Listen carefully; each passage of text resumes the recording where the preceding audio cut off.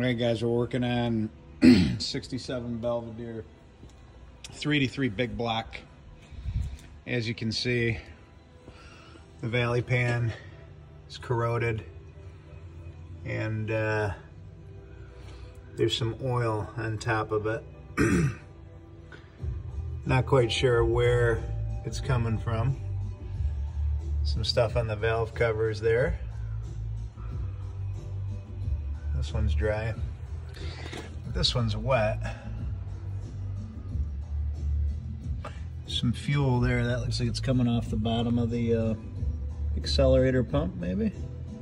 So we're gonna pop this intake off, put a new valley pan in it, and reseal a lot of this.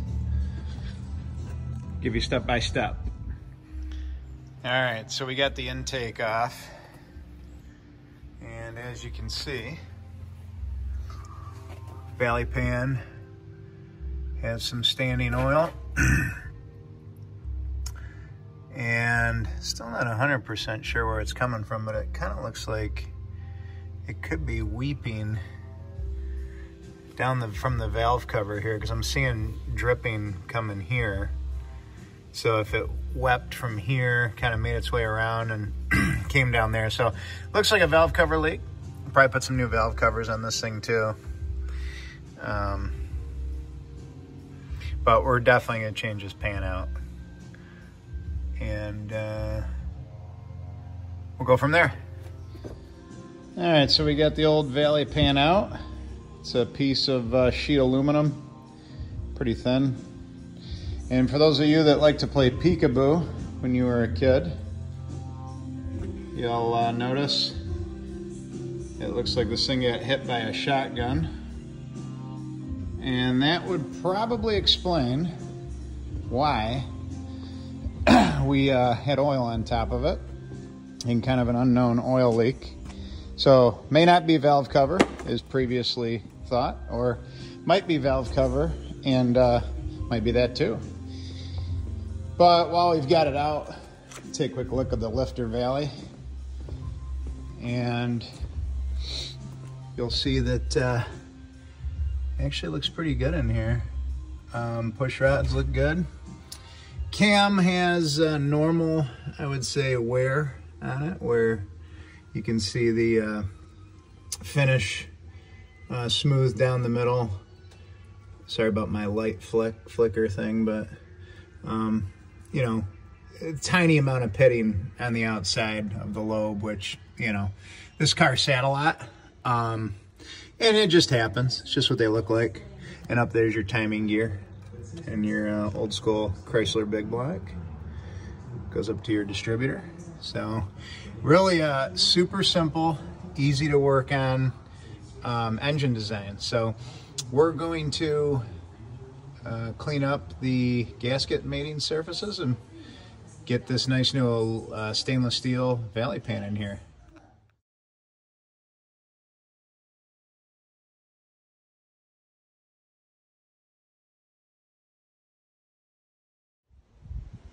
All right, so we'll give a shout out to Hughes Racing, even though they didn't give this to me for free.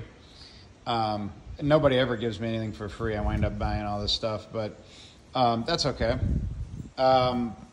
It looks like a nice piece. I mean, I researched it online real quick.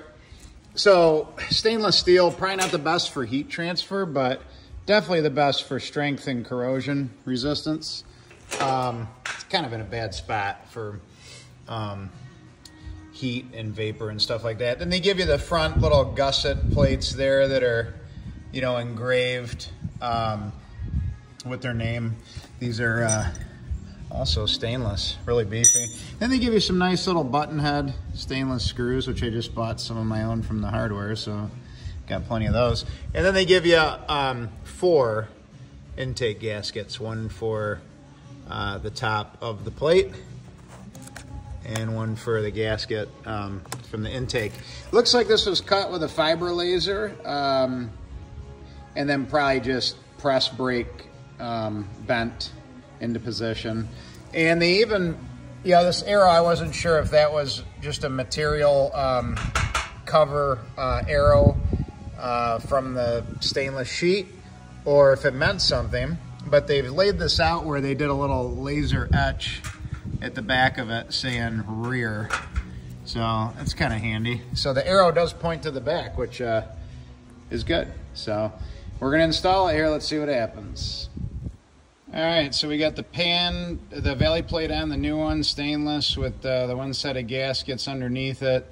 Had to kind of lift the passenger side valve cover and actually trim the gasket a little to keep your bolt holes all lined up without any interference there during reassembly, but so far going real good. Ports seem to all line up and give you full air and fuel flow, which is cool.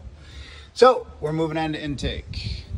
We've obviously prepped all surfaces with 3M rotary tool, and we're ready to go.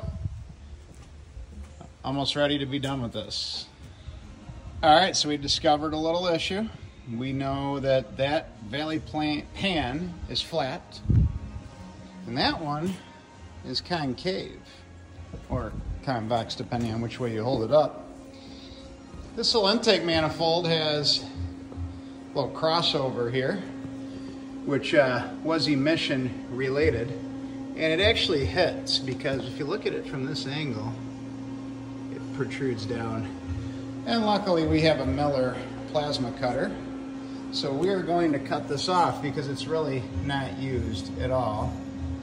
And I hope it's not tied into the other ports. It doesn't look like it is, because as I look in here, it does not look like it's being used at all. So we're going to cut into this and remove it, and then see how we do. And these would be the pieces of aluminum that we chopped out of the bottom of the intake manifold. Poor puppies. All right, we got her all wrapped up. Got our Hughes Engines valley pan in there. Our trimmed up